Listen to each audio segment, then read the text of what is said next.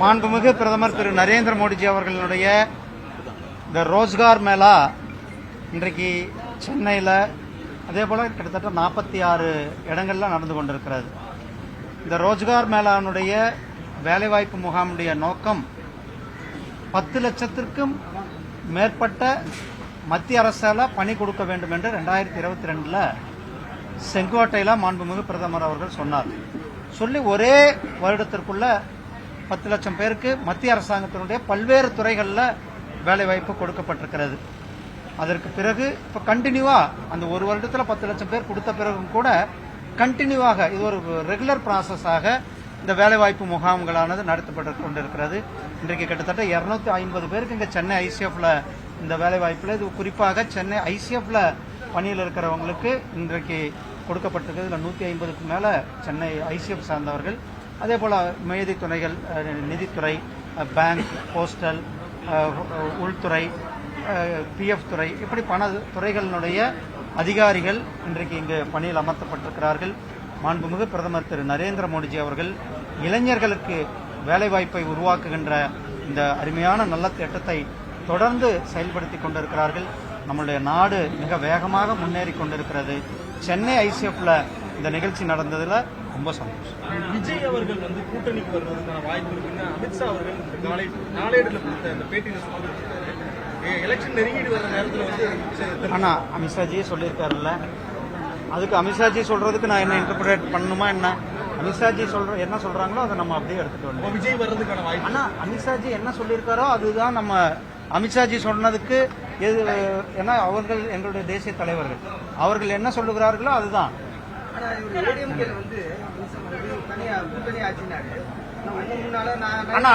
அது கூட்டணி பத்தி எல்லாம் எங்க தேசிய தலைவர்கள் எங்களுடைய அதான் அவங்க பாத்துக்குவாங்கன்னா. தேர்தல் நேரம் இருக்குது, நீங்க போய் ஏன் ஸ்டாலின் கிட்ட கேட்க மாட்டேங்கிறீங்க?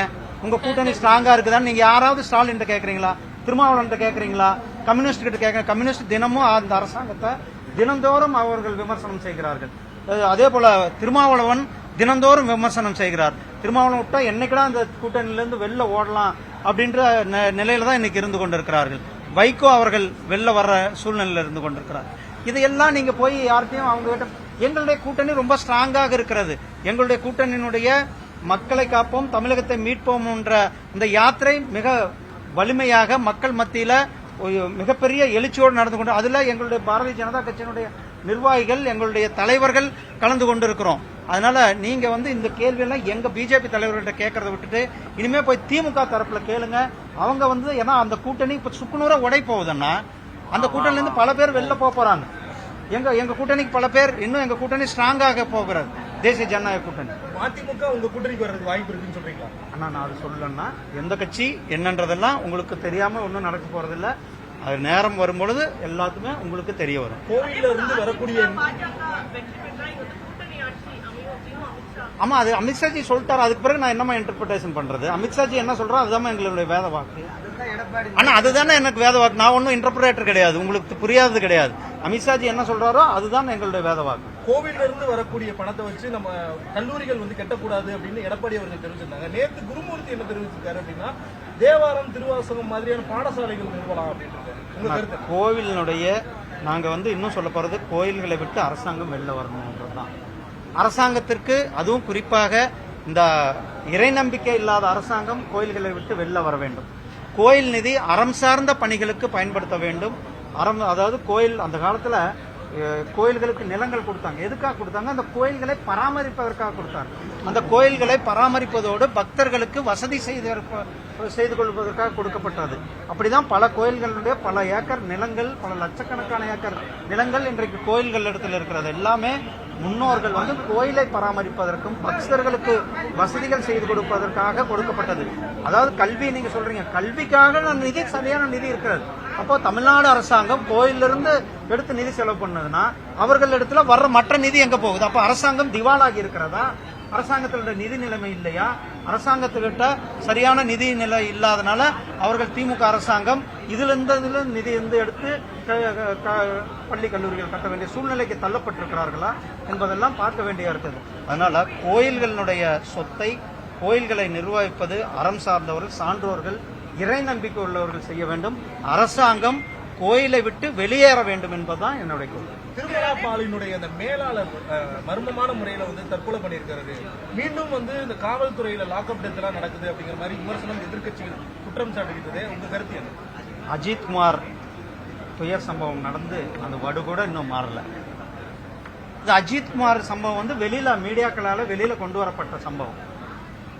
இது போல பல அஜித்குமார்கள் தினந்தோறும் தாக்கப்படுகிறார்கள். பட்டியலின மக்கள்லாம் குறிப்பாக அவர்கள்லாம் போலீஸ் ஸ்டேஷனுக்கு போனாவே ஒரு கீழ்த்தரமாக நடத்தக்கூடிய சூழ்நிலை தான் தமிழ்நாட்டில் இருந்து கொண்டிருக்கு. பட்டியலின மக்கள் ஒரு கம்ப்ளைண்டன்ட், அதாவது மனுதாரராக இருந்தாலும் கூட அவருக்கு வந்து அவரை நடத்துகிற விதம் எல்லாம் வேற மாதிரி தான் இருந்து கொண்டிருக்கிறது. இது வந்து ஒரு உதாரணம். அஜித்குமார் மரணம், அதை தொடர்ந்து இன்றைக்கு இங்க ஒரு சகோதரி திருத்தணி பக்கத்துல கர்ப்பிணி, அவங்க கம்ப்ளைண்ட் கொடுக்க தான் போனாங்க. அவர்கள் மேல காவல்துறையினர் தாக்குதல், அதே போல இந்த திருமலா மேலாளர், இதெல்லாம் காவல்துறையினுடைய தோல்வியையும் காவல்துறையை தன் வசம் வைத்திருக்கின்ற முதலமைச்சரனுடைய தோல்வியையும் தான் காட்டி கொடுக்கிறது. இரண்டாவது, இன்றைக்கு சமூக நீதினு சொல்றாரு, சமூக நீதி ஹாஸ்டல்னு சொன்னாங்க.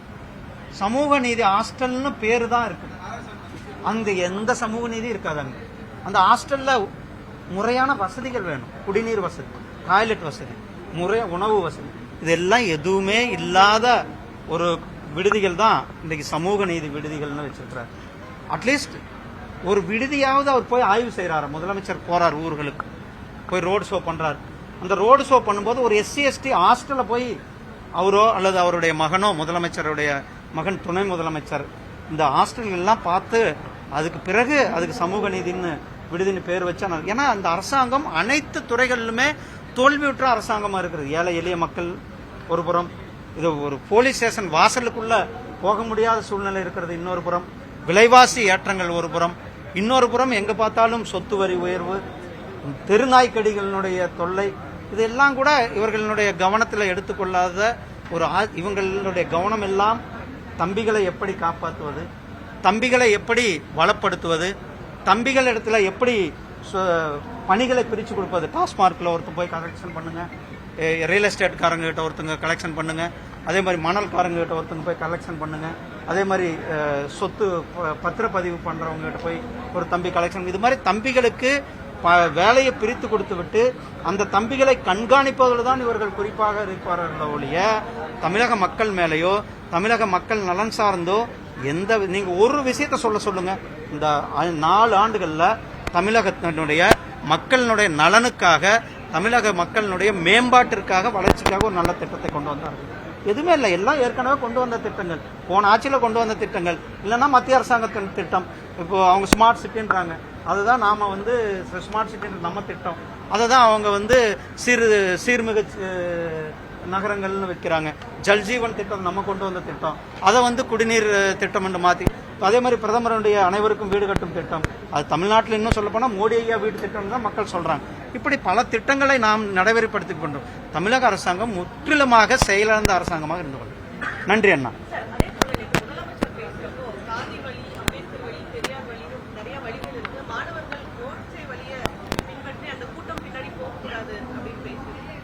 இவர் வந்து அம்பேத்கர் வழி என்றதை சொல்லுவதற்கு எந்த அருகதை இல்லாதவர்.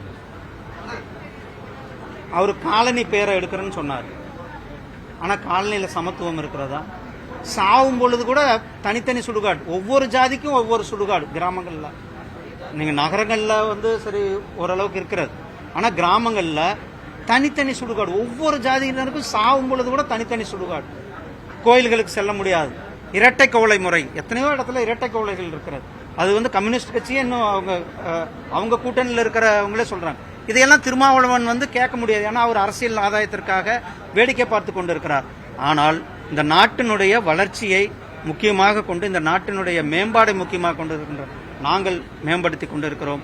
இந்த திராவிட முன்னேற்ற கழக அரசாங்கம், திமுக, இவர் வந்து அம்பேத்கரை பற்றி பேசுவதற்கே எந்தவித அருகதையும் இல்லாதவர் தான் நம்மளுடைய முதலமைச்சராக. நன்றி.